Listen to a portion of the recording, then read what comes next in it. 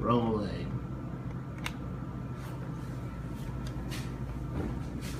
Okay, so my name is PJ Aquila. I'm from Long Beach, New York, and I'm out here in Santee, California, attending San Diego Christian College. And for my intro to leadership class, I've been asked to interview somebody I see as a leader. So, somebody who I'm familiar with, here he is, his name, he's Jake Randall. You want to tell him where you're from? My name's Jake Randall. I'm from Canton, Illinois. I also play baseball here at San Diego Christian, and I'm one of PJ's good friends. Okay, yes, so basically I started seeing characteristics of a leader in Jake when he told me he was into sports. You know, he's a very diverse athlete. He plays, I think, more than several sports. You want to go ahead and tell him? In high school, I played 4 different sports. I played hockey, football, baseball, and basketball. And I played that since I was pretty much 4 years old. And now I just play baseball. Okay, so, hockey. What position did you play mostly in hockey? I was a center, so I was more of the offensive focused part of the team. And now you said your second sport was football, and what position did you play in football? I was the quarterback. There you go, Jake the quarterback from Canton, Illinois. Come on. We got ourselves a natural born leader. He's born for this. Okay, and in baseball? In baseball, in high school, actually my whole life, I was the catcher. And then my senior year, I switched to first base. You want to stand up and show him why? He's a towering 6'12" first baseman. And in basketball, I mean, I'm just gonna guess that you would do the tip off and stuff like that. Yeah, I was the center or power forward because I could also shoot. Okay, center and power forward. And I'm pretty sure most of the leaders on the team are shooters, like you're saying, right? I guess. Okay. Moving right along. So, several other things I see and I know about you is you've taken steps to kind of, you know, open up your mind and open up your views on how things are going on in California. You know, you haven't been very judgmental. You've been kind of like playing everything one day at a time and like seeing, testing out the waters. And me coming from New York, it's like, it's nothing too awesome because you're not around anybody you're familiar with. But, you know it's a lot taking those steps towards the West Coast or away from where you're comfortable. And for somebody who I think is a leader, I think me and Jake like have something in common. I know this is about him, not me, but like I think we feel more comfortable out of our element, and that's where we really prosper, and you know that's where we succeed, opposed to other people who aren't necessarily capable of taking that first step. So you want to tell me about your journey out here, or up to coming out here, for starters? Well, kind of what you said was that we weren't afraid to take that step, and also other things that really prepared me for that besides the sports in high school. It's also the class president, and I was also a student council president, and I was also the president of the Key Club. Whoa. So Class president. Student council president. Student council president. The Key Club. Oh, that's the place you work? Community service. Okay. Key Club. And like all those things kind of just prepared me to not be afraid to go out and do things, not to be afraid to talk to people, not to be afraid to, you know, try different things, because a lot of the times I did those things in high school, you know, I was kind of out of my element and I kind of wasn't used to it. But once I did it, I realized, hey, I kind of like it. So all the stuff that I just told you I did in high school kind of formed my personality and kind of shaped my mind to be mentally strong enough to come out here, especially 2,200 miles away. You know, I don't know anybody. You know, we don't know anybody. So like, if you don't take a risk, then you'll never get a reward. And so pretty much all those things, all those times I had to call the play in football, I had to score a goal, I had to block somebody's shot, I had to throw somebody out running. Like, no, as small as it may seem, it basically formed me up to the moment right now that we're speaking. All right.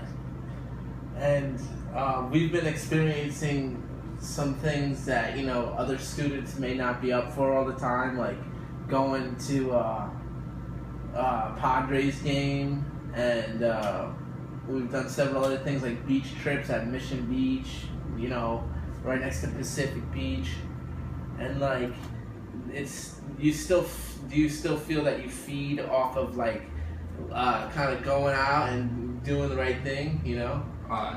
So I'm more adventure-wise, yeah.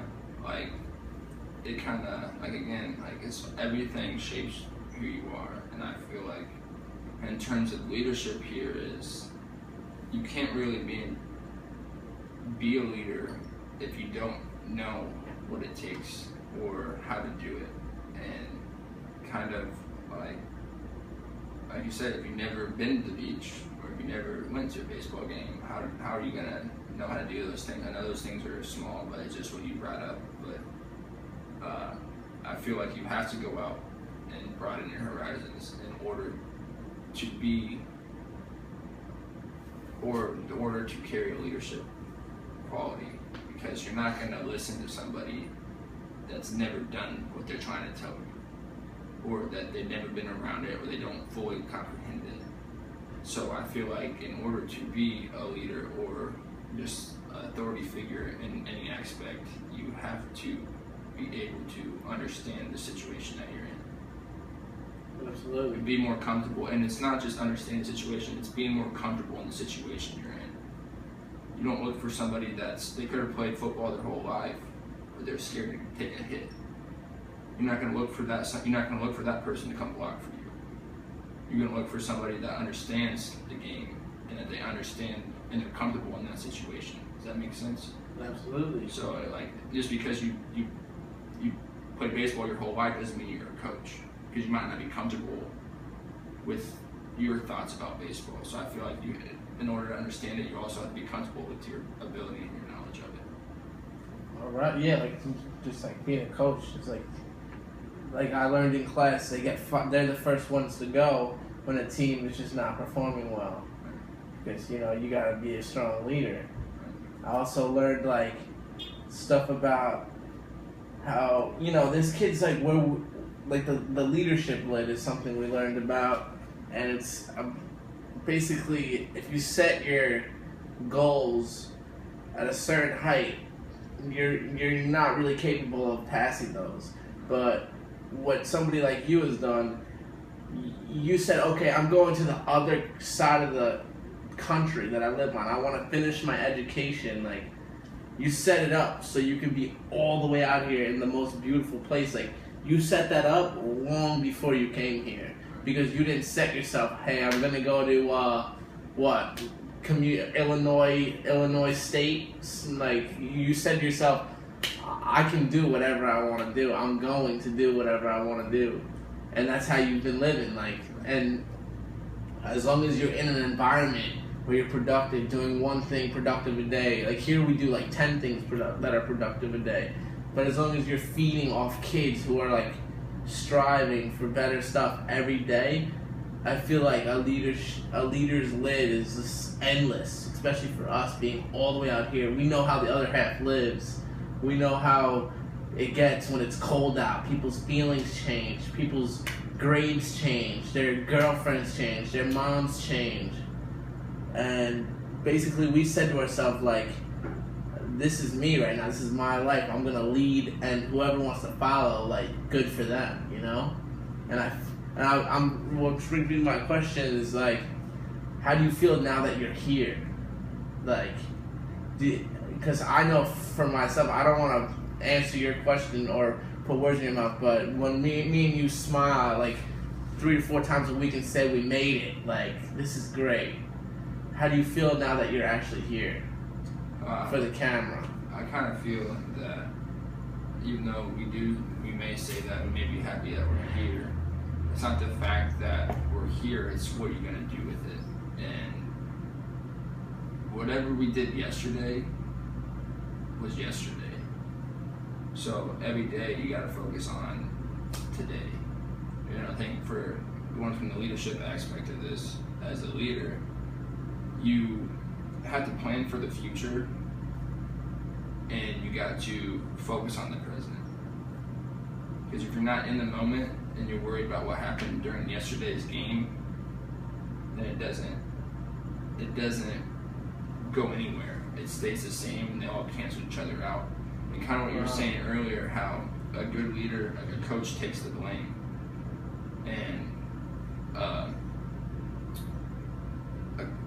you're not going to have a coach just because you might have dropped the game-winning touchdown pass, but still the coach could have said, or the quarterback, I've done it many times. The kid should have caught the ball, and I just said, sorry, my bad, that's my bad.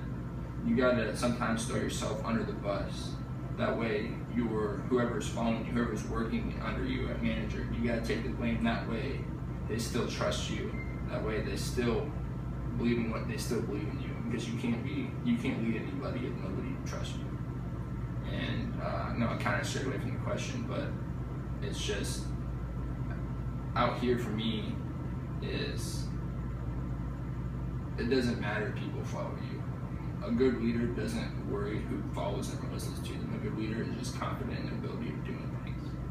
If people follow you, it's their choice. That's what's up.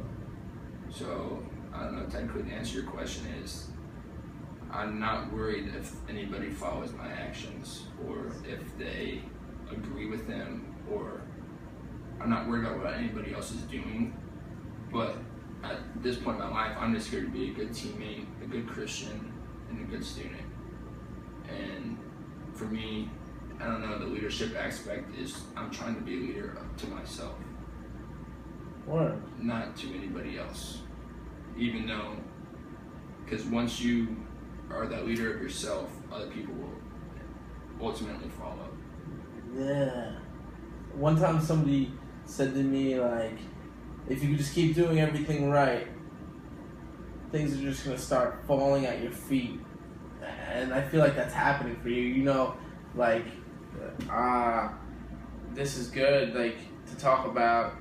I can tell you're, like, happy with, like, the things that are coming your way. You know, you have a good relationship with the coach. Like, you're on the baseball team, you're going to chapel, you're going to church, and it seems to me like everything you wanted and prayed for is just falling at your feet, and you're just taking it and just succeeding. There's nothing to stop you. I love it, man. It's great. What kind of, like, right there is, from the leadership aspect of it, is a leader takes control of the opportunity that's given to them. They don't, oh, wait, I should have did that. I should have did this. Instead, they are aware of the situation that they're in. They're aware of the situation that's been given to them, the opportunity that's right in front of their face that God has provided. And bring this closer. So I just highlight on the opportunity stuff a little bit more. I just feel like we're speaking too low. That's all. Like, you're taking these opportunities that are falling at your feet because of all the steps you've taken without trying to be a leader. And now, like, for people to see you doing that stuff, you don't realize, like, now it's starting to build up where it's snowballing positivity, and people are saying, oh, like, look at Jake, like, let's see what he's up to, and you're not even realizing it. And that's, maybe you are, but, like, you don't realize that other people are looking at it as, like, wow, like, look at him go, you know what I mean? And I feel like that person that told me all that stuff's gonna start falling at their feet, all I could do was look back at my past and when I started doing good and how things were changing for me. But now that we're reaching, like, our, a stage where we have to have a career set up and whatnot, I feel like we both just caught that train. You know what I mean? I mean, I'm not trying to bring us into a group together, but I feel like I could look at what you're doing and understand and be happy for you, because I feel like we were swimming in the same water. Right. So as somebody who's from the East Coast, it's great to see somebody like you succeeding and everything working out. I feel like that's going to start happening for me. It's just I'm easing into it, you know what I mean? Was there ever a moment where you said, like, let's go for it, now's the time, or did it just start happening? No, just when, like I said, not every day is great. Like my great grandma told me, you gotta have the downs to appreciate the ups. So, there's a time in my life where it was pretty down, and I had two choices. You can keep your head down and just until it touches the ground, or you could pick it up and like I said, not be a leader to anybody else, but be your own leader. And you gotta see what you're gonna do. And kind of what you said earlier, when you do things right, things start falling at your feet. And I decided that's exactly what happened to me. And just one door after another opened. It just kept going. It was like you said, it was just like a little waterfall. It just kept going one after the other. And my eyes were open enough, and that I took advantage of it, and that I realized what was given to me. Okay, well, just to we're gonna start wrapping it up, but I just wanted to speak about like one opportunity, like, that came your way, like through picking the right major and studying. Do you want to speak about some of the opportunities that came your way? Well, this is just for the professor, so it's actually a doctor. I came to school, and all my other schools didn't have my major, which is athletic training. And now I got a job working with the athletic trainers. And like kind of what PJ said earlier, if you do things right, things come your way. And I started doing everything right, being my own leader, and now I got a great job. Right now I'm not really much of anything with them, but it's like I said, it opened the door, and that's just part of what we kind of been talking about, was just opening the opportunities that are given. And yeah, I'm grateful for that. All right, well, pretty much everything you said I could appreciate, and I appreciate your time towards my college degree and stuff. This is great. And, I hope that not only you keep doing what you're doing, that you just, like, realize, like, all this stuff is actually yours. This is your life. You're doing really good, and I know you don't need me to tell you, because you've been a talented athlete your whole life, it seems like you've just been on this, you're capable of leading your whole life, and now you're actually putting it to use, like, where it actually matters, and it's actually going to be on paper, it's actually going to be in your life. You got a job, you got your degree in line. So I just want to say thank you very much, and it's very nice to have you as a friend. Yeah, you too, man. All right, and this is us signing off from my styrofoam cup tripod, and that's it. So long.